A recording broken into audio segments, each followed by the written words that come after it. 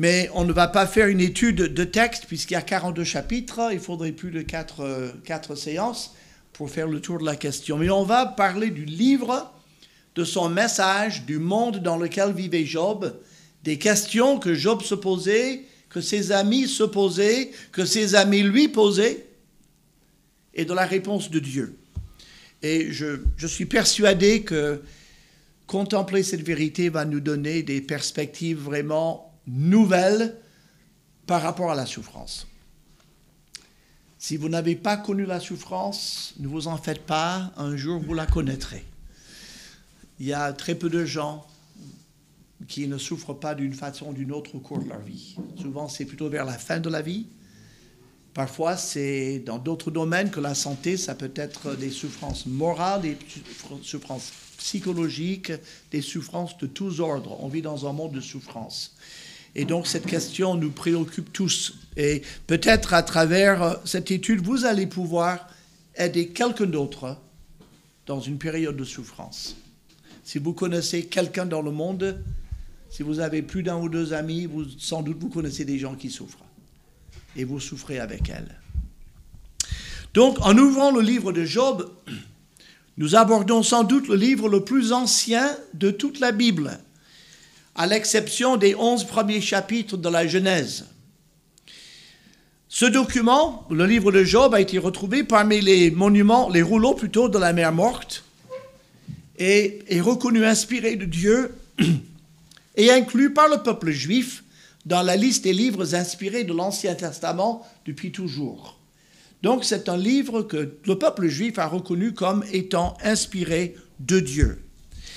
Le livre de Job nous permet de savoir qu'à une époque très ancienne, on parle de l'époque d'Abraham, 2000 ans avant Jésus-Christ, des hommes éminents, des gens intelligents, reconnaissaient un seul Dieu, créateur du ciel et de la terre. C'est le cas de tous les personnages qui s'expriment dans ce livre. Vous n'en trouverez pas un qui soit évolutionniste dans le livre de Job. Ils croyaient tous à un Dieu créateur, un seul Dieu. Luc est le seul auteur qui n'est pas un juif qui écrit dans le Nouveau Testament, ça vous le savez. Mais Job est sans doute le seul écrivain non juif qui a écrit dans l'Ancien Testament. On n'y pense pas souvent, mais Job n'est pas du peuple d'Israël. Sur le plan littéraire, le livre de Job est un chef-d'œuvre littéraire.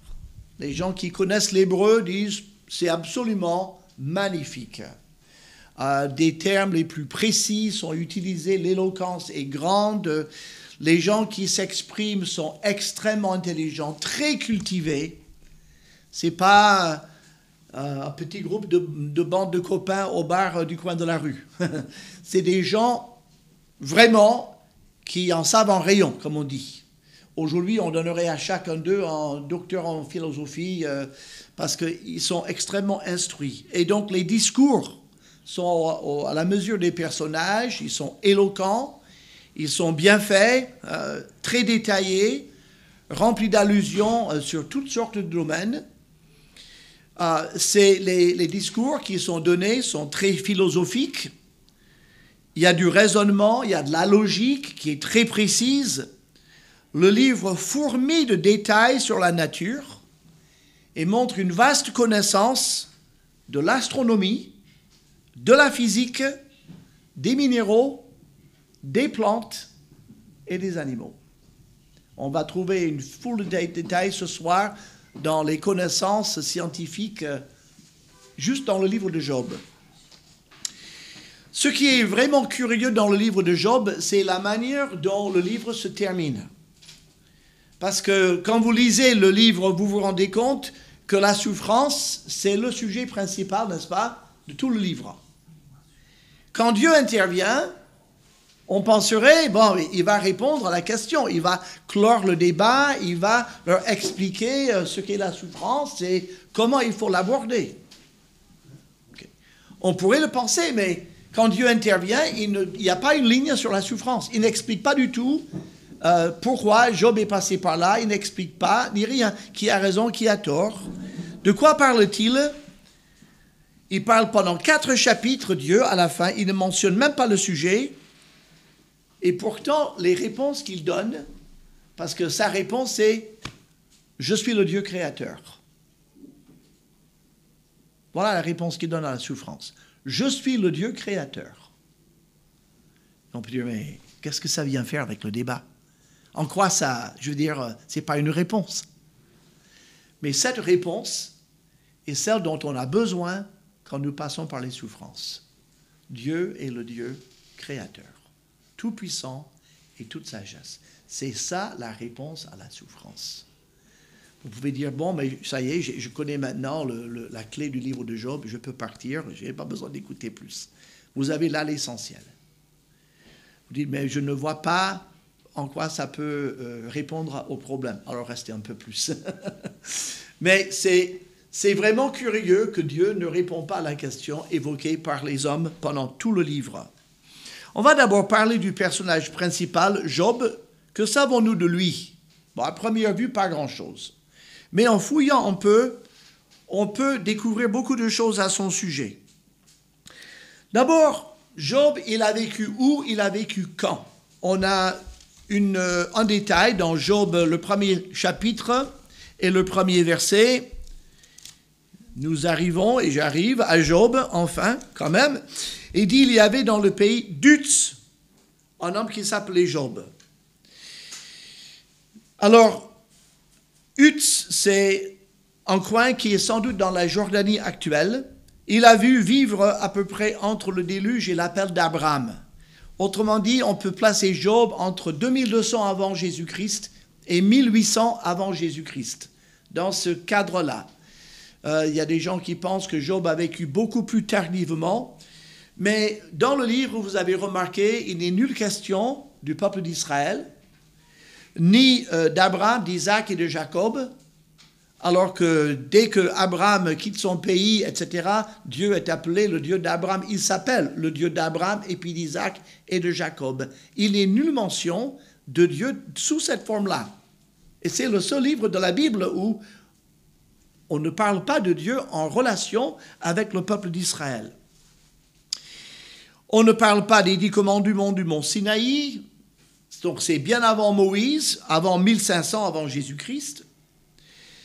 Mais on a parfois l'impression que Dieu n'a donné aucun commandement, aucune loi, aucune instruction morale avant les 10 commandements, n'est-ce pas? Vous lisez la Bible et vous arrivez aux 10 commandements, vous dites, ça y est, Dieu a fait connaître les 10 commandements. Mais non, Dieu très tôt a fait connaître aux hommes beaucoup de lois. Par exemple, en Genèse 26, verset 5, l'Éternel dit, Abraham a obéi à ma voix, il a observé mes ordres, mes commandements, mes statuts et mes lois. Et on se dit, mais est-ce que Dieu a fait des statuts et des lois à Abraham? On ne les trouve pas. Pourtant, Dieu dit, j'ai donné des statuts et des lois à Abraham et il les a observés. Job, chapitre 23, verset 12, Job dit aussi, je n'ai pas abandonné les commandements de ses lèvres. J'ai fait plier ma volonté aux paroles de sa bouche.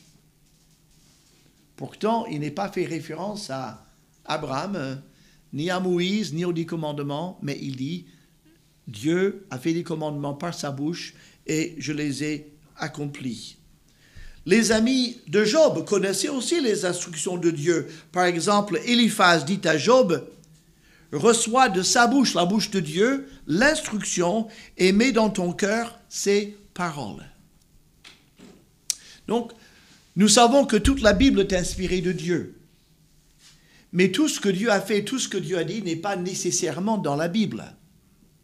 Souvenons-nous du ministère de Jésus-Christ. L'apôtre Jean, il dit, si on devait raconter par le détail tout ce que Jésus a fait et tout ce que Jésus a dit, je crois que les livres du monde entier ne contiendraient pas toute cette information-là.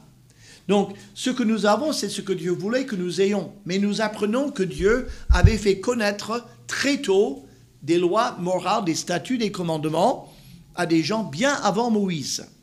Abraham les connaissait, Job les connaissait, ses amis aussi. Il y a aussi question de sacrifice dans le livre de Job. Et avant la loi de Moïse, Dieu avait déjà institué des sacrifices. Il a institué un sacrifice pour Adam et Ève, dès le jardin d'Éden. Car on croit que quand Dieu a tué des animaux pour faire des vêtements de peau d'animaux pour Adam et Ève, après la chute, il a dû faire un sacrifice parce qu'on voit que Abel et Caïn savent très bien tous les deux comment faire un sacrifice à l'Éternel. Ils savaient tous les deux qu'il fallait un agneau et pas les fruits de la terre. Caïn le savait, il en a fait à sa tête, mais il savait. Donc Dieu avait manifesté très très tôt, dès le premier couple, le principe des sacrifices. Et on voit Job ici qui fait des sacrifices systématiques pour sa famille. Avant que Dieu n'ait choisi la tribu de Lévi, donc Aaron et ses fils pour être sacrificateurs officiellement pour le peuple d'Israël, c'était à chaque chef de famille, le patriarche, le chef de tribu, comme on dit, d'être le sacrificateur de sa famille. C'était à l'homme, le chef de famille, de faire des sacrifices pour les siens et de représenter sa famille auprès de Dieu et de représenter Dieu auprès de sa famille. Il était le sacrificateur de sa famille. C'est ce qu'a fait Noé. Dès Adam et Ève, ça a été fait. Abraham l'a fait aussi en Genèse 8. Et Job et ses 3 amis faisaient la même chose. On le voit dans le chapitre 1, verset 5. Ses enfants faisaient des festins, mais ils s'amusaient bien, les 10 enfants de Job. Et le lendemain du festin, ils se levaient de bon matin et offraient pour chacun de ses enfants un holocauste à l'Éternel. Donc il était le sacrificateur de sa famille devant l'Éternel. Peu de temps après le déluge c'est 2500 ans avant Jésus-Christ. Job, 2002 à 2000 ans avant Jésus-Christ. Abraham, 2000 ans avant Jésus-Christ. Donc, Job a vécu dans les 4 ou 5 siècles après le déluge de Noé. On sait qu'au déluge de Noé, l'humanité a recommencé à zéro. Il y avait Noé et ses 8 personnes, et c'est reparti de là. Les nations nées donc des enfants de Noé ont basculé rapidement vers la superstition, vers l'idolâtrie panthéiste, c'est-à-dire tout est Dieu et Dieu est tout. La déesse de la fertilité, les Sumériens, on a des fouilles archéologiques de la civilisation sumérienne, on a trouvé de nombreuses traces de ziggurotes, donc ces tours religieuses. La tour de Babel, c'était une ziggurote, et en haut, on mettait un signe du zodiaque, et on faisait des sacrifices à tous ces dieux et déesses. C'était le paganisme déjà. Mais s'il y avait une grande majorité des gens qui ont basculé très rapidement dans le paganisme après le déluge et la population qui s'est renouvelée, il y a toujours eu des gens qui adoraient le vrai Dieu, dont Job et ses 3 amis. Ils n'étaient pas du tout dans le paganisme. Ils étaient dans ce que nous on appelle le monothéisme. Job et ses 3 amis croyaient fermement un seul Dieu, créateur de toutes choses, qui est juste, qui est saint et qui est parfait. Il faut savoir que Melchizedek, sacrificateur du Dieu très haut, vivait dans la ville de Salem. Vous avez entendu parler de Melchizedek, la ville de Salem, aujourd'hui la ville de Jérusalem. Donc, en Canaan, à l'époque, et il rencontre qui? Il rencontre Abraham. Donc, il vit en Canaan. Job, où vit-il? Il vit pas très loin. Job vivait à moins de 100 kilomètres, sans doute, d'Abraham. S'ils étaient contemporains. Il se peut que Job ait été légèrement avant Abraham ou légèrement après Abraham ou contemporain d'Abraham. Mais c'est à peu près la même époque. Donc, où se déroulent les événements du livre de Job? On a tellement l'habitude du pays d'Israël. On pense le nord, le sud, les 12 tribus. Et le pays d'Utz est associé au territoire appelé par la suite Édom, la terre d'Ésaü. C'est juste l'autre côté de la frontière du Jourdain. Et c'est la Jordanie aujourd'hui. Lamentation 4, 21 parle d'Utz, tressaille, réjouis-toi, tressaille d'allégresse, fille d'Édom, habitante du pays d'Utz. Donc, Édom, Uts, c'est le même territoire. Alors, le territoire d'Uts, ou le territoire d'Édom, aujourd'hui, c'est la Jordanie, s'étend du sud-est au sud-ouest de la mer Morte. Donc, vous avez la mer Morte, et puis, en dessous de la mer Morte, et remontant sur le côté droit, vous avez aujourd'hui la Jordanie, et c'était le pays d'Uts. Mais du temps de Job, Job vivait dans ce coin-là, et il avait des milliers de bêtes. Il avait des milliers de chameaux, des milliers de brebis, il était extraordinairement riche. Aujourd'hui, vous ne pouvez pas faire paître autant de bêtes à côté de la mer Morte. Il n'y a rien qui pousse. Mais c'est la preuve qu'il a vécu là, dans ce coin-là, avant que Dieu ne détruise Sodome et Gomorrhe. Parce que quand Dieu a détruit Sodome et Gomorrhe du temps d'Abraham et de Lot, depuis, c'est inhabitable. Mais lui, il vivait dans ce coin-là. Et la Bible dit, avant la destruction de Sodome et de Gomorrhe, cette vallée était comme une vallée du Jardin d'Éden arrosée par les eaux. C'était un endroit extrêmement fertile. Donc, Job, vivant en Jordanie actuelle, très sec, mais là, c'était luxuriant et il avait tous ces animaux qui passaient et qu'il était très riche. Ça veut dire que Dieu n'avait pas encore détruit Sodome et Gomorrhe. Ça nous aide à placer le récit à 2000 ou un peu avant 2000, avant Jésus-Christ. Donc, ce n'est pas quelqu'un qui est venu plus tard. Le nom d'Uts a été porté aussi par deux hommes dans la Bible. L'un, c'est un descendant de Sem. Sem a eu, alors Sem, c'est le Dieu de Sem, c'est l'Éternel. Sem, c'est le fils de Noé qui a donné les Sémites, donc Abraham. Les Arabes sont aussi des Sémites puisqu'ils sont issus d'Abraham. Il y avait un frère qui s'appelait Aram, les Araméens. Donc Abraham était aussi appelé en araméen, un autre nom. Et il avait un frère qui s'appelait Uts. Donc il y avait un Uts dans la Bible qui était un Sémite. Abraham était araméen. Donc, si Abraham était araméen, il a donné son nom au pays. Donc, l'autre personnage, peut-être un descendant des Horiens. Alors, les Horiens est un peuple qui vivait en Édom, dans la Jordanie actuelle, entre le déluge et l'arrivée d'Ésaü. Ésaü est arrivé après, il a chassé les Horiens et puis il a conquis le territoire pour Édom. Parce qu'un autre nom pour Ésaü, c'est Édom. Et donc, le territoire qu'Ésaü a pris, c'est Édom. Mais avant, il y avait les Horiens. Et donc, ils étaient là, et l'un ou l'autre de ces hommes aurait pu donner son nom à ce pays. Donc, à partir de 1800 avant Jésus-Christ, ça s'appelle Édom.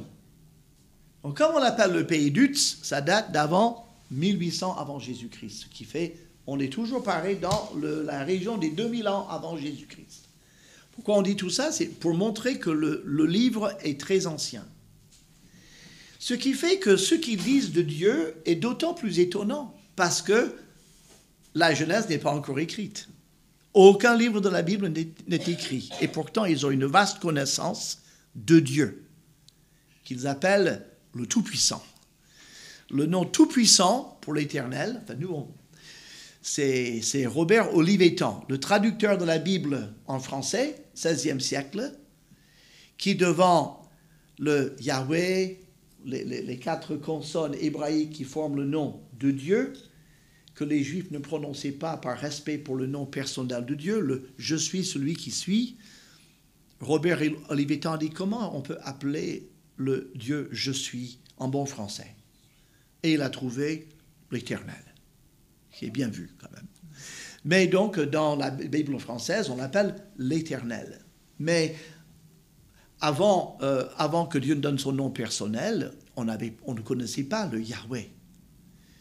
Et donc, eux l'appelaient le Tout-Puissant. Le Tout-Puissant. Ce qui est aussi un excellent nom, un nom que Dieu emploie. Donc, on a maintenant une idée, quand même, par l'histoire, que Job est un livre très ancien. Il vit en Jordanie actuellement, donc à la frontière du pays promis, de Canaan. Il est peut-être contemporain d'Abraham, mais Abraham n'est pas mentionné. Mais Job et ses 3 amis ont quand même une connaissance. Alors, il faut savoir qu'il y avait Noé, Sem, Cham et Japheth. Et il est possible, alors sous le contrôle de votre pasteur, parce que les avis divergent, David doit le savoir, les avis divergent. On ne sait pas qui est ce fameux Melchizedek. Parce que Melchizedek, selon le récit que donne Abraham, était un roi qui habitait la localité. En même temps, il était sacrificateur du Dieu vivant. Et quand il vient en devant d'Abraham, Abraham reconnaît en lui son supérieur et lui donne la dîme de tout. Et Melchizedek bénit Abraham. Alors, en Hébreux chapitre 7, il est dit que Melchizedek est rendu semblable au Fils de Dieu, parce qu'il n'a ni commencement de jour ni fin de vie, ni père ni mère. Qui est-ce qui n'a ni père ni mère? Mais c'est Dieu, l'ange de l'Éternel. C'est peut-être Jésus-Christ. Ça, c'est une théorie, ok? Et il y a des gens qui croient ça, il n'y a pas de problème. C'est peut-être Jésus-Christ, l'ange de l'Éternel, avant Bethléem. Le problème, c'est qu'Hébreux 7 dit « Il est rendu semblable au Fils de Dieu ». Alors, s'il est semblable au Fils de Dieu, ça ne peut pas être le Fils de Dieu. Ok, c'est peut-être un personnage humain, parce qu'il n'y a que ces 2 choix-là.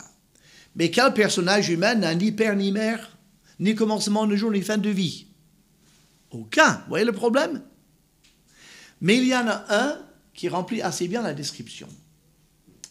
Imaginez, nous sommes en 2000 avant Jésus-Christ, imaginez qu'on rencontre un homme qui passe par la porte ici et qui nous dit je me souviens quand on a eu des nouvelles que Christophe Colomb a découvert le Nouveau Monde en 1492, je n'avais qu'une petite centaine d'années. Il dit, je suis né au XIIIe siècle et maintenant j'ai 800 ans. Alors, personne sur la terre ne pourrait dire, j'ai bien connu ton père. Personne ne pourrait le dire. Ah oui, je me souviens quand tu es né. Personne ne pourrait le dire. Non seulement, personne d'entre nous ne pourrait dire, j'ai bien connu tes parents, mais on pourrait interroger nos parents et nos grands-parents et nos arrière-grands-parents, etc., etc.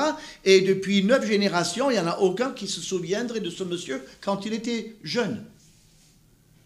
Depuis 8 générations, il nous paraissait comme étant un adulte bien, voilà, un vrai adulte, et il n'était pas plus adolescent.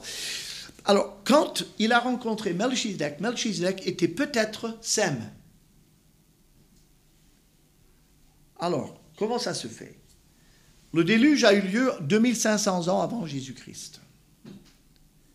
Et Sem est décédé après Abraham.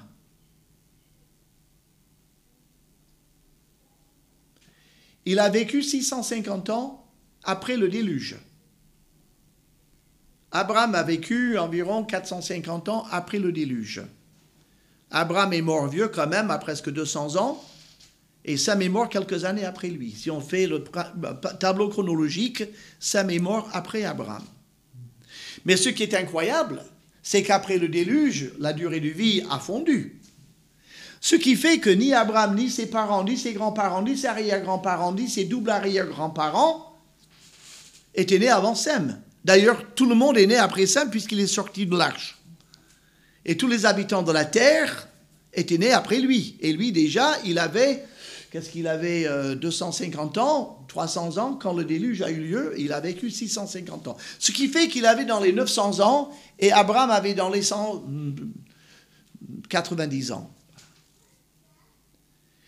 Et donc, il avait bien sûr un père et une mère, Noé et sa femme, bien sûr. Mais ça faisait 10 générations.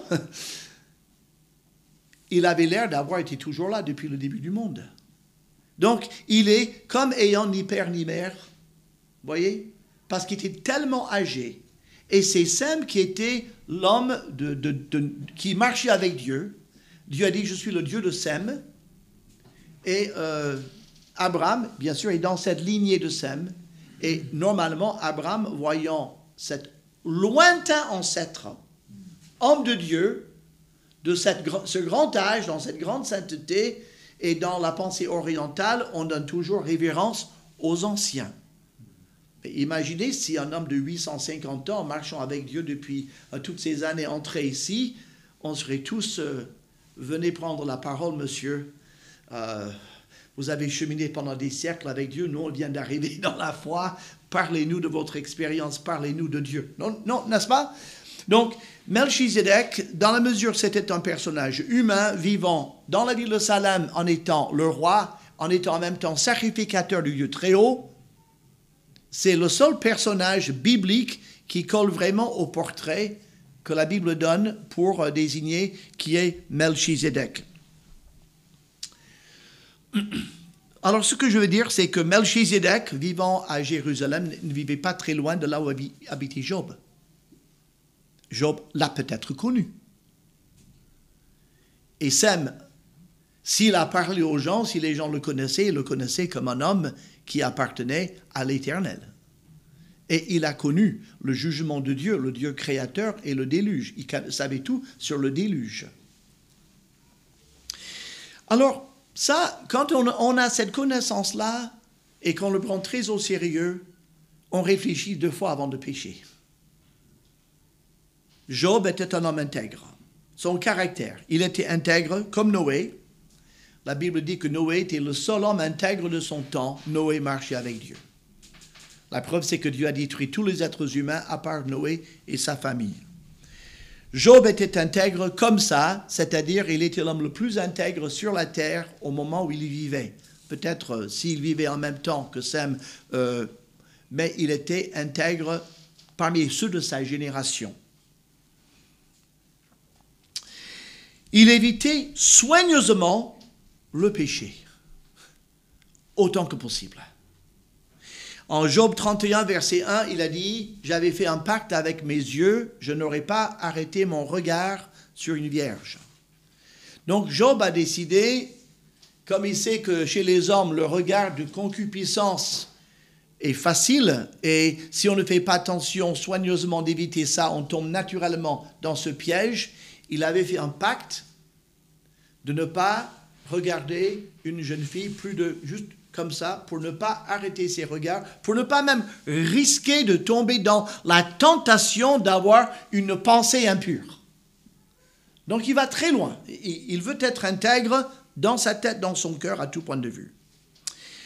On l'a lu au verset 5, quand ses enfants faisaient la fête, et ça se faisait entre frères et sœurs, donc il n'y avait sans doute pas du tout d'immoralité, peut-être un joyeux festin, peut-être un peu de vin, peut-être un peu de gaieté, on ne sait pas, ils faisaient la fête, bon la fête c'est la fête, hein, mais c'était frères et sœurs, c'était bon enfant.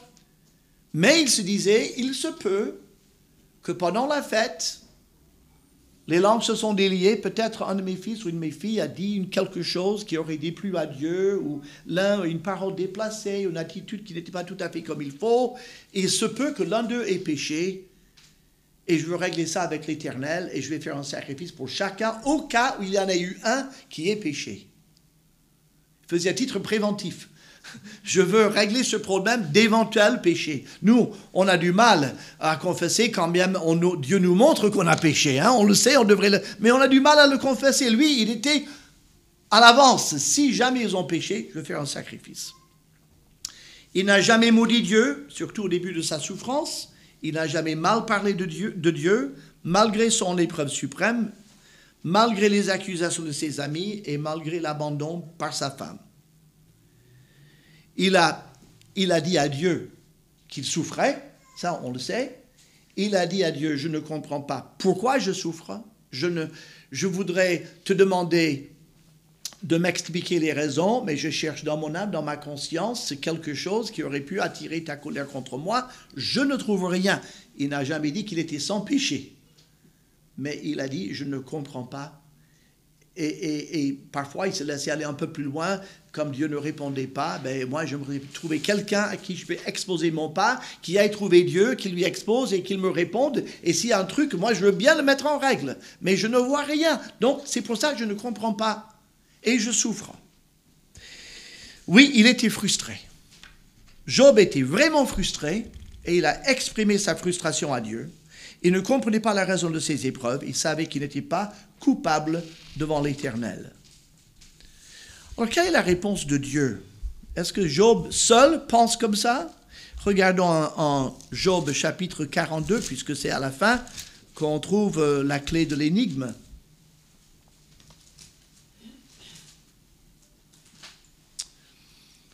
En Job 42, après que l'Éternel eut adressé ces paroles à Job, il dit à Eliphaz de Théman, « Ma colère est enflammée contre toi et contre tes deux amis, parce que vous n'avez pas parlé de moi avec droiture, comme l'a fait mon serviteur Job. » Et verset 8, en bas, il dit, « Offrez pour vous un holocauste, Job, mon serviteur, priera pour vous, et c'est par égard pour lui seul que je ne vous traiterai pas selon votre folie, car vous n'avez pas parlé de moi avec droiture, comme l'a fait mon serviteur Job. » Et là, on est étonné quand même. Parce que Job, c'est quand même plein. Il était frustré, il ne comprenait pas, et il a dit tout net ce qu'il pensait à Dieu par rapport à sa souffrance. Je voudrais te trouver, je n'arrive pas à te trouver, tu me lances des flèches, je ne comprends pas pourquoi, tu te caches, je voudrais t'exprimer ce que je sens, j'ai fait ma défense, dis-moi si j'ai fait quelque chose, mais tu ne réponds pas, et je souffre. On pourrait penser, mais Dieu aurait pu dire, Job, tu as perdu patience dans ton épreuve, tu as mal parlé contre moi, tu t'es laissé aller un petit peu à des paroles un peu trop, qui manquent un peu de révérence à mon égard. Tout ce que Dieu relève, chez Job, il dit, Job a parlé de moi avec droiture. C'est étonnant. Il y a une première leçon ici, elle est très importante.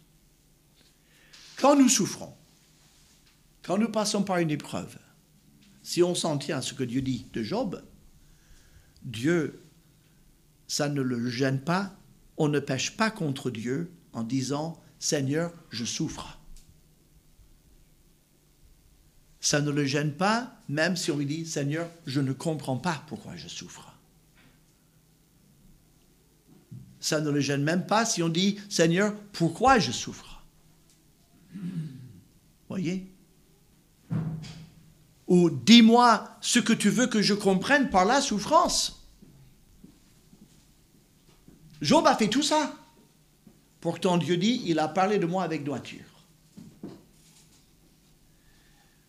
Ce qui n'est pas bon, c'est quand quelqu'un d'autre souffre, de dire, ouais, tu la mérites bien cette souffrance. Ton péché. Si tu souffres, c'est que tu as péché. Ça, c'est la litanie qu'on a servi à Job pendant presque 30 chapitres. Ses trois amis, ils tournaient constamment autour de cette thèse, et même le jeune Éliu qui est arrivé à la fin, il les a rejoints. Si tu souffres, c'est qu'il y a un truc. Il y a un péché. Tu ferais mieux de confesser ton péché et Dieu enlèvera ta souffrance. Ça, si la Bible enseigne une chose, c'est que notre souffrance n'est pas nécessairement liée à un péché quelconque.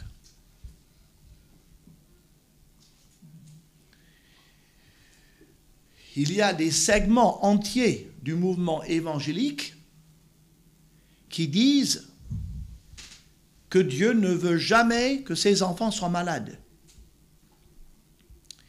Et si on tombe dans une maladie, quel qu'en soit l'âge, quelle que soit la cause, quelle que soit l'époque, quelle que soit la nature de cette maladie, c'est obligatoirement qu'on a péché contre Dieu. Donc, tu le confesses et Dieu te guérira. Et si tu as confessé ton péché et que Dieu ne te guérit pas, c'est parce que tu manques de foi. Parce que si tu avais suffisamment de foi en Dieu, il te guérirait. Alors, imaginons, faisons un peu le psychologue, imaginons qu'on est dans la tête des gens, comme Job, qui souffrent physiquement, moralement, qui est abandonné par tout le monde et ne sait pas pourquoi il souffre. Et que nous, on fait partie de ces bons chrétiens évangéliques qui viennent lui donner notre recette en disant, il n'y a qu'à confesser ton péché. Je l'ai confessé maintes et maintes fois, je ne suis toujours pas guéri. Ah, mais c'est parce que tu n'as pas assez de foi. Qu'est-ce que nous sommes en train de faire? Nous sommes en train, gentiment et chrétiennement, de l'enfoncer. Il est déjà le nez au-dessus de l'eau, et nous on met nos 2 sabots et on l'enfonce sous l'eau. C'est exactement ce que nous aimerions qu'on nous fasse si nous étions dans l'épreuve, n'est-ce pas? Ben non. Et ça, c'est quelque chose d'absolument destructeur, spirituellement. Comment quelqu'un qui est dans une telle souffrance, pouvons-nous nous tourner contre lui et l'enfoncer et en lui débitant des vérités soi-disant bibliques, mais pris totalement hors contexte? Je trouve que c'est intéressant cette question parce que cette idée-là est très répandue parmi certains segments du mouvement évangélique. Dieu n'a donné que 66 livres, mais il y a un gros livre, Job, qui a été écrit exprès pour nous montrer que ce n'est pas une chose à faire. Ce n'est pas une chose à faire. Et si nous ne savons pas la raison de la souffrance de quelqu'un, et généralement on ne sait pas la raison de sa souffrance, nous n'avons pas à théoriser, surtout en sa présence, sur pourquoi il souffre. Regardez Romains chapitre 8, j'aimerais vous montrer une autre piste. On n'est pas dans le livre de Job, là, c'est juste un petit à côté. Hein. Mais la raison biblique de la souffrance, de toute souffrance, la vieillesse, la maladie, le cancer, toutes ces choses-là. Romains chapitre 8. Verset 18. J'estime que les souffrances du temps présent, voyez, on parle de souffrance ici, ne sauraient être comparées à la gloire à venir qui sera révélée pour nous. Premièrement, les souffrances que nous subissons, aussi graves soient-elles, Paul dit, le Saint-Esprit dit, n'importe quelle souffrance que vous pouvez connaître pendant votre vie, aussi atroce soit-elle, ce n'est même pas comparable avec la gloire que vous aurez au ciel.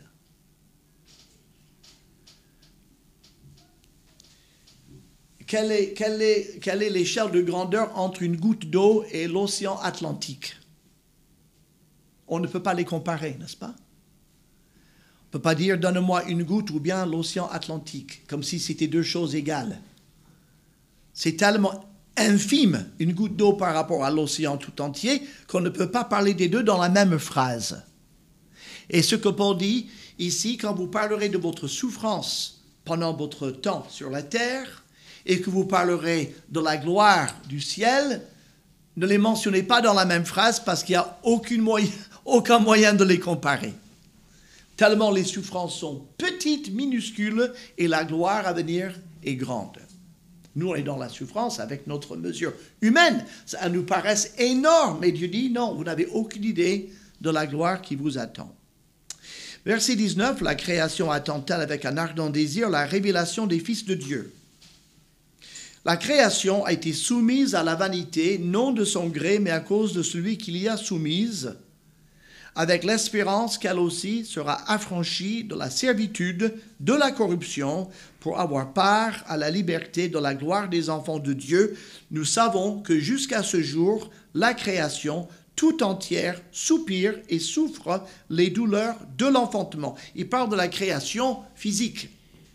Les plantes, les animaux, les minéraux, les étoiles, la planète. Vous dites, mais attends, ces trucs-là n'ont pas d'âme. Elles n'ont pas d'âme dans le sens que nous le comprenons. Mais je préfère croire que si le créateur de l'univers a dit « tout ce que j'ai créé souffre à cause du péché », bien les plantes dans mon jardin et les animaux domestiques et dans la forêt et tout ce qui tourne et les atomes et tout souffre. Si Dieu dit que tout souffre, d'une manière ou d'une autre. On ne peut pas contredire, on n'était pas là avant la chute. Nous, on n'a vu que depuis la chute. Et Dieu dit, tout ce qui est créé est dans un état de souffrance à cause de la corruption, et la corruption vient à cause du péché. Et donc, il dit verset 23, ce n'est pas elle seulement, cette création, mais nous aussi qui avons les prémices de l'esprit. Alors nous, qu'est-ce qu'on a? On n'est pas comme les plantes et comme les animaux. Nous avons en nous, en avant-goût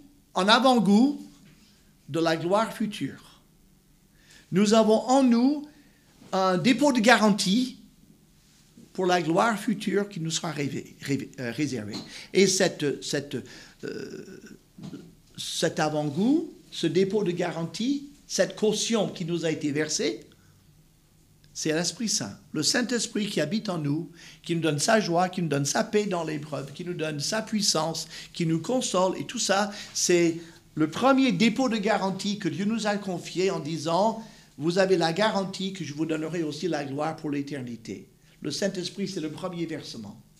Et avec lui, vous allez pouvoir traverser votre vie triomphalement jusque dans l'éternité. Je vous donne en l'Esprit Saint la possibilité de vivre votre vie dans la victoire à travers les épreuves liées à votre humanité, à travers les épreuves liées au vieillissement de vos organismes physiques, à travers les épreuves des maladies diverses et variées qui peuvent vous atteindre. Et si vous vivez assez longtemps, vous mourrez bien de quelque chose. Et vous aurez peut-être de la souffrance, même physique, morale, mais à travers tout ce que la vie vous réserve en tant qu'être pécheur, mais racheté, vous aurez la force et la joie de les vivre dans la paix parce que vous savez que vous allez vers la gloire. Donc quand quelqu'un est malade, à moins que... Et là, c'est important parfois, surtout le pasteur, c'est peut-être... Parfois, ils ont un peu plus de diplomatie, un peu plus de... mais on peut dire à un frère, une sœur, est-ce que tu vois quelque chose dans ta vie, un péché dans ta vie, dont le Saint-Esprit te convainc? Ce n'est pas à moi de dire, je ne connais pas. Est-ce que toi, tu vois quelque chose? Si oui, confesse-le, au cas où cet état de santé soit lié à un péché. Et si un chrétien dit... Je vais prier, je n'ai jamais pensé, mais je vais prier, le Seigneur lui montrera immédiatement. Immédiatement. Je me souviens, un jour, un frère m'a appelé à la maison, un ancien d'une église. Il m'a dit, voilà, j'ai un mal de dos, je n'arrive pas à me lever, ça fait 3 semaines. J'ai déjà eu ça, et j'ai l'impression que je vais mourir. Je me sens presque partir. Il a dit, je sais pourquoi je suis malade. Et il fallait que je parle à quelqu'un. Parce que sa fille, qui est une fille vraiment dévouée au Seigneur, dit, papa, il faut que tu confesses à quelqu'un. Sinon, Dieu peut te faire mourir, comme tu es parti. Pendant des années, alors que j'étais responsable, j'ai eu une liaison avec une femme secrète. Et je ne l'ai jamais confessé à personne.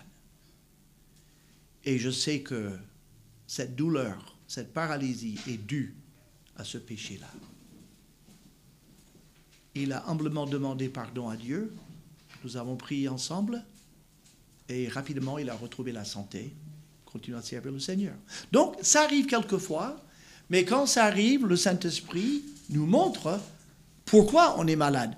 Il montre le péché parce que c'est pas une punition, c'est une mesure de correction pour qu'on abandonne le péché. Et quand on abandonne le péché dans cela, généralement, les symptômes s'en vont. Mais de manière générale, nos maux, nos souffrances physiques, morales, etc., sont dus à notre état d'homme humain, avec un corps corruptible, vieillissant. Les arthroses, ce n'est pas parce qu'on a un péché secret. Les arthroses, parce qu'il n'y a pas de cartilage, etc. Et chacun a son truc. Mais Dieu est avec nous pour nous soutenir et nous faire comprendre, tu sais, mon enfant, tu vis dans un monde déchu. Tu vis dans un monde de pécheurs. Toi-même, tu es pécheur. Tu es pardonné. La gloire t'attend. Mais je transformerai ton corps après. Je suis en train déjà de transformer ton âme, c'est la sanctification. Je t'ai sauvé, je t'ai justifié Tu es certain de la gloire, mais s'il faut passer par des souffrances ou même par la persécution, ce n'est pas parce que tu as péché. C'est parce que simplement tu es un être humain dans un monde déchu. Et si tu te sens seul, sache que ton jardin pleure avec toi, sache que les forêts pleurent avec toi, sache que les planètes aussi sont dans le deuil à cause du péché de l'homme. Mais la création sait qu'un jour, quand la révélation des fils de Dieu viendra, elle aussi sera transformée par le Dieu de création et Dieu va refaire de nouveaux cieux et une nouvelle terre où la justice habitera. En attendant, il a décidé de ne pas changer les règles. Et il laisse tout finir comme ça a démarré. Et puis, t'en fais partie. Et prends courage, le Seigneur est avec toi. Il t'accompagne. Et quand les gens comprennent ça, ça leur donne du courage. Et on ne les enfonce pas. On leur prend la main et on les accompagne. Et c'est ainsi que nous, dans nos églises, nous devons accompagner nos aînés. Et quand il dit « j'ai des bobos », ben oui, c'est l'âge et là. Les jointures ne sont plus ce qu'elles étaient, la tête n'est plus ce qu'elle était. Adam et Ève ont péché et nous, on a largement péché aussi. Mais ce n'est pas un péché qui engendre telle maladie, c'est la somme du péché qui touche le monde entier, dont je fais partie et qui me touche aussi.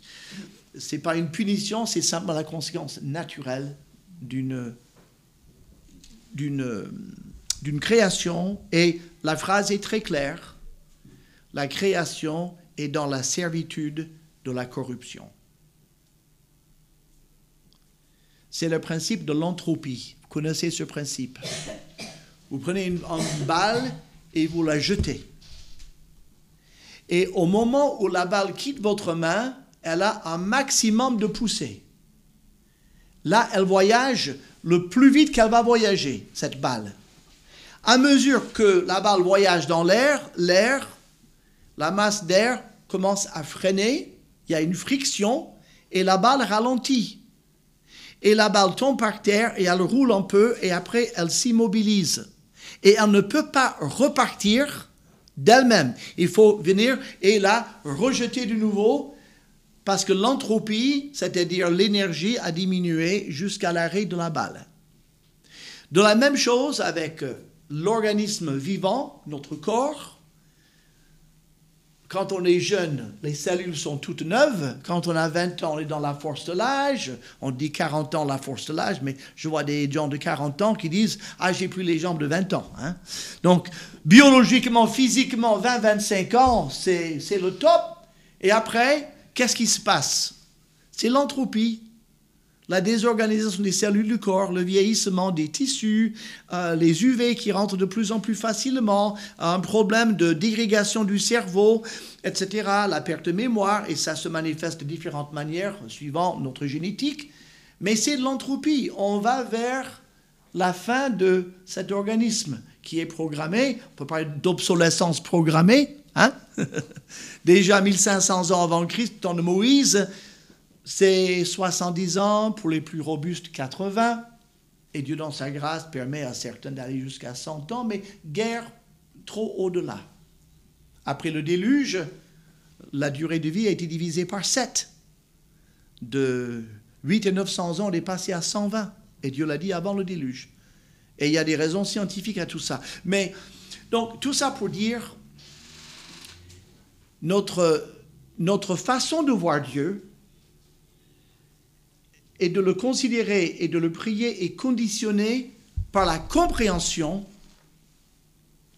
du monde dans lequel nous vivons, du péché de manière globale et des effets de cette chute sur notre vie, sur notre corps, sur notre santé.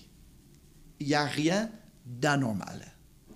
Dieu a dit, ça va être comme ça. Et il faut savoir l'accepter.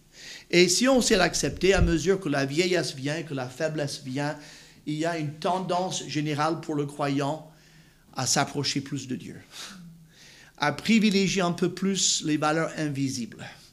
Quand on est jeune, on pense à ce qu'on va pouvoir faire avec sa force. Quand on n'a plus de force, on commence à penser à la merveilleuse chose que c'est de marcher avec Dieu et de dépendre de lui, de sa force, et dire, je te servirai avec les faibles forces que tu me laisses, mais ce que je n'arrive plus à faire, c'est pas grave, tu le sais, et mon cœur est avec toi. Voilà. Et ça permet d'aborder la vieillesse dans un état vraiment apaisé, avec cette luminosité de la foi et de la confiance et de la dépendance. Dieu donc approuve son serviteur Job dans ce qu'il a dit pendant son épreuve. Il a parlé de Dieu avec droiture. Job reste le serviteur de l'Éternel et Dieu lui demande de prier pour ses 3 amis qui l'ont quand même beaucoup insulté. Et Dieu dit, je veux bien vous pardonner après tout le mal que vous avez dit de moi. Parce qu'ils ont parlé mal à Job. Ils n'avaient pas conscience de mal parler de Dieu. Non, non, Dieu il a raison, toi tu as tort, tu n'as qu'à confesser ton péché. Ah, tu ne veux pas le confesser, c'est un péché secret, espèce d'hypocrite que tu es, eh bien que la punition continue tant que tu ne confesses pas ton péché. Parce que si tu souffres, c'est qu'un péché secret. Et Job il a dit, mes amis, quand bien même j'aurais fait un horrible péché, est-ce que vous n'aurez pas à quel point je souffre? Vous êtes, jusqu'à présent, vous avez été mes amis. Est-ce que vous ne pouvez pas m'accorder un peu de compassion? Arrêtez vos jugements de valeur, là. Je vous dis que je n'ai pas péché. Je n'ai pas fait de péché qui mérite ça. Enfin, je veux dire, dans votre théologie, le crime n'y est pas. Mais j'attendais un peu de consolation. Je n'attendais pas tous ces jugements. Et cette parole doit pénétrer profondément dans nos cœurs à nous. Au point que nous pouvons décider, quand je vois un frère ou une sœur dans la souffrance, mon rôle, c'est d'avoir de la compassion, de prier, de le soutenir et surtout pas de juger. Faites aux autres ce que vous aimeriez qu'ils vous fassent. Quand on est tombé, au lieu d'avoir un ami qui vous donne un coup de botte dans les côtes, vous préférez avoir quelqu'un qui vous tend la main, qui met son bras et qui vous accompagne. Quand bien même vous seriez dans le tort. Dieu peut convaincre de péché, mais c'est cet amour qui va aider les gens, s'il y a un péché, à le confesser, plutôt que des jugements un peu stériles et sans fondement. Donc, Dieu a dit à ces gars-là, je vais demander à mon serviteur Job de prier pour vous. Après, je vais réfléchir si je vous pardonne. Prie pour eux, Job, parce que franchement, Job a prié pour ses 3 amis. Dieu dit, bon, ça va. Puisque tu as prié, puisque mon serviteur a prié pour vous, je vous pardonne. C'est beau, hein? Je ne sais pas, il ne devait pas avoir la tête très haute quand le Seigneur est intervenu. Quel est l'enjeu de cette épreuve? Parce que c'est une grosse épreuve. Donc, s'il n'y a pas d'enjeu, si c'était gratuit, ça ne sert à rien. Alors, les enjeux sont beaucoup plus lointains que Job et sa maladie. D'abord, on commence avec les anges. Les anges, Lucifer, les anges rebelles, et aussi les anges qui sont saints et obéissants, les 2 classes d'anges, suivent avec un intérêt intense le développement du projet de Dieu depuis la création du monde.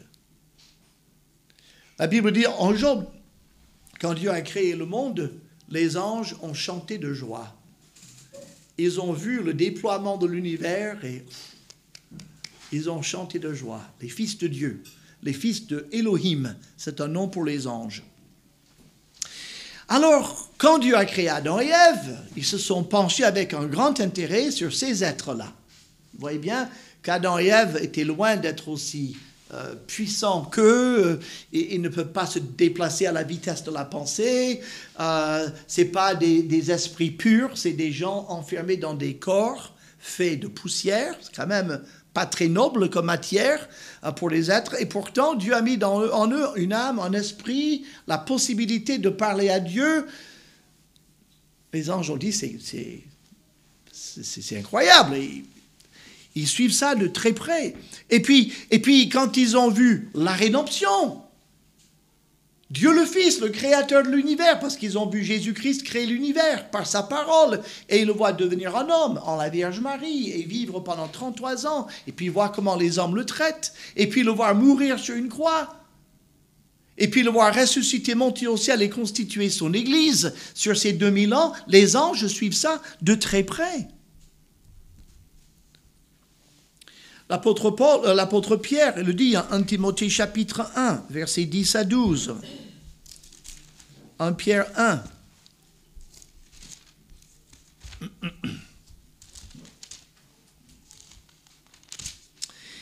Il dit, les prophètes qui ont prophétisé, touchant la grâce qui vous était réservée, là il parle à l'Église, la grâce de Dieu en Jésus-Christ, ont fait de ce salut l'objet de leurs recherches et de leurs investigations. Ça, c'est les prophètes de l'Ancien Testament.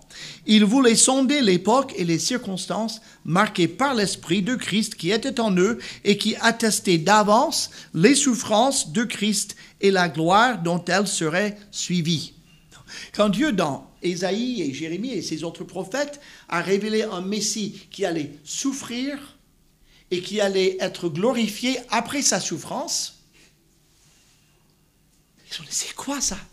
Mais comment est-ce que ça va se faire? À quelle époque? Dans quelles circonstances? Le Fils de Dieu va-t-il être abaissé à la croix et puis ressuscité glorieusement et remonter au ciel? Ils voulaient comprendre ce plan. Verset 12, il leur fut révélé que ce n'était pas pour eux-mêmes, mais pour vous, qu'ils étaient les dispensateurs de ces choses, qui vous ont annoncé maintenant, ceux qui vous ont prêché l'évangile par le Saint-Esprit, envoyé du ciel. Okay? Tout ça, ça concerne les prophètes de l'Ancien Testament. Dieu leur dit, c'est pas pour vous, c'est pas pour votre génération, c'est pour plus tard. J'ai un projet qui va s'accomplir plus tard. Vous le prédisez, mais le prédites, et moi, je vais l'accomplir plus tard. Ça, c'est les prophètes. Maintenant, regardez la dernière phrase. Et dans lesquels, c'est-à-dire dans toutes ces recherches, les anges désirent plonger leur regard. Les anges sont intéressés par la rédemption, le salut et tout ça. Donc, ils sont très intéressés aussi par tout ce qui concerne nos épreuves. Regardez Hébreux 1,14. Hébreux 1,14.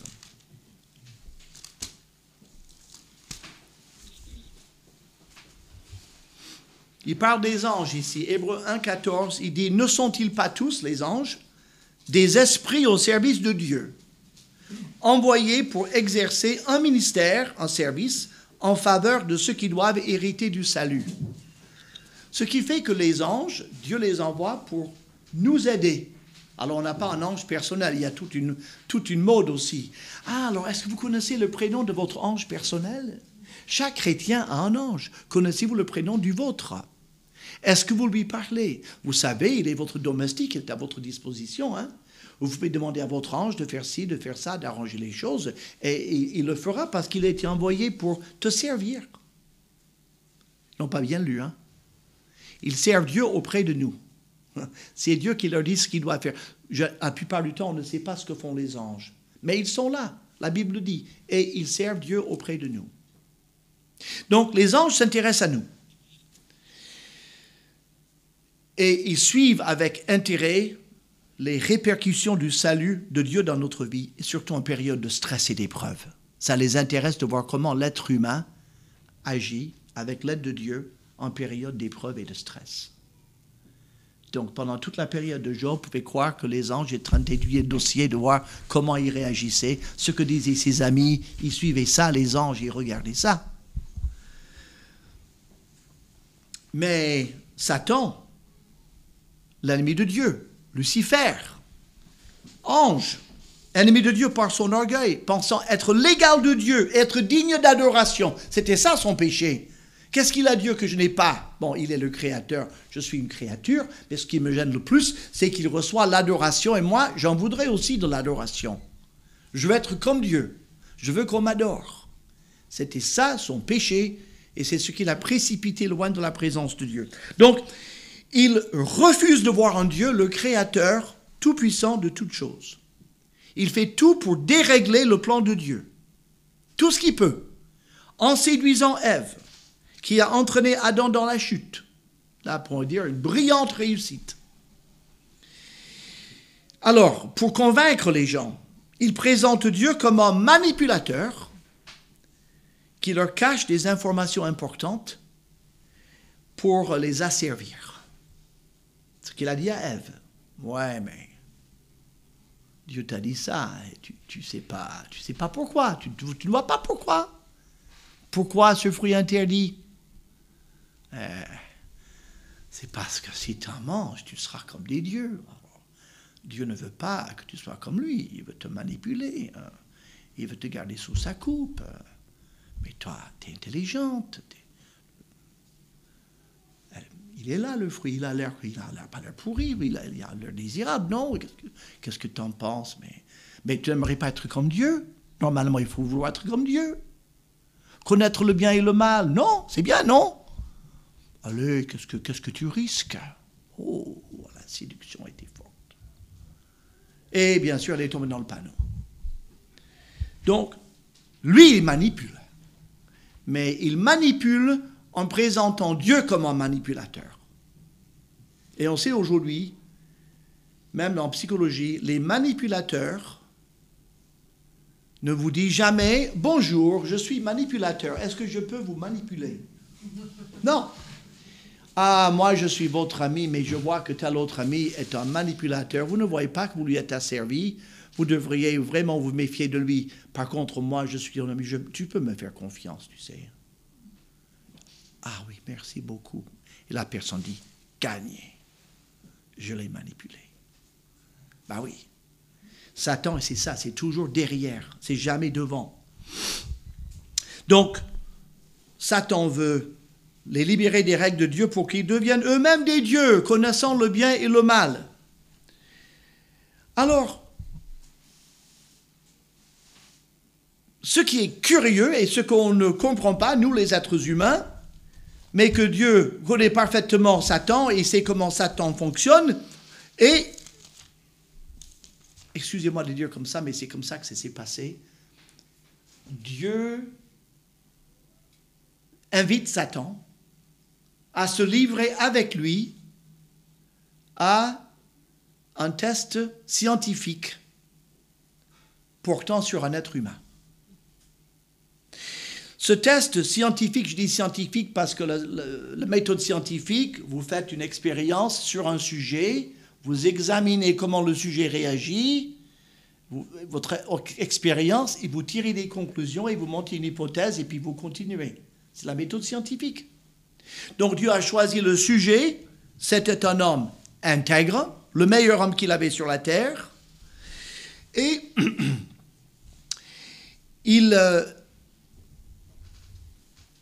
Dieu va lui montrer, cet homme, malgré que c'est un être humain, il va subir une épreuve, parce que Dieu ne dit pas ce que Satan va faire, Satan décide quel est le type d'épreuve, Dieu juste il fixe les limites. Je suis persuadé que quelle que soit l'épreuve que cet homme va subir, il va rester intègre, il va me rester fidèle. J'en suis persuadé. Et Satan, évidemment, mais non. Non, tu le manipules. Le manipulateur qui a perdu un manipulateur. Toujours pareil. Tu le manipules. En fait, tu l'as acheté, ton Job. En quoi je l'ai acheté? C'est l'homme le plus riche de l'Orient, quand même. Je veux dire, si tu lui as permis d'avoir de grands biens, mais oui, à sa place, moi aussi, je t'adorerai. Je veux dire, rien de plus simple. Alors, si vous regardez bien le monde, les gens les plus riches de la terre ne sont pas vraiment dans l'adoration de Jésus-Christ. Hein? On ne peut pas dire que rendre quelqu'un riche le rend pieux. Hein? Mais c'est ce que Satan dit. Manipulateur, voyez, oui, mais tu l'as acheté, voilà, il t'adore parce que, voilà, il est riche. Et puis, s'il reste fidèle, c'est parce qu'il compte sur toi pour le rendre encore plus riche. En fait, il a l'appât du gain. Et donc, sa prière, c'est motivé par l'appât du gain. Mais alors, si tu enlèves ce qu'il a, il ne restera plus de motivation pour t'être fidèle. Là, il te maudit en face. J'en suis persuadé. Et Dieu dit, c'est pas un mot que Dieu dirait, mais chiche. Vas-y alors. Et ne touche pas à sa santé. Ok. Et voilà.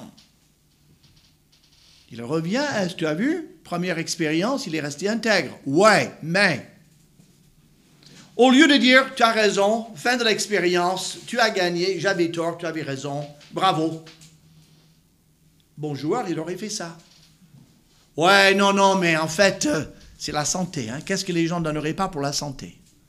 Si tu enlèves la santé, là, il te maudit en face. Il a déjà perdu un pari, il veut tenter le deuxième. Et ce qui est étonnant, c'est que tu dis, pour la deuxième fois, chiche, tu ne le tues pas. Et ça laisse quand même une marge. Hein. Et là, une maladie. Alors, ni Job, ni ses amis ne savaient pas pourquoi il y avait tout ça. Ils ne pouvaient pas l'imaginer. Ils ne pouvaient pas imaginer.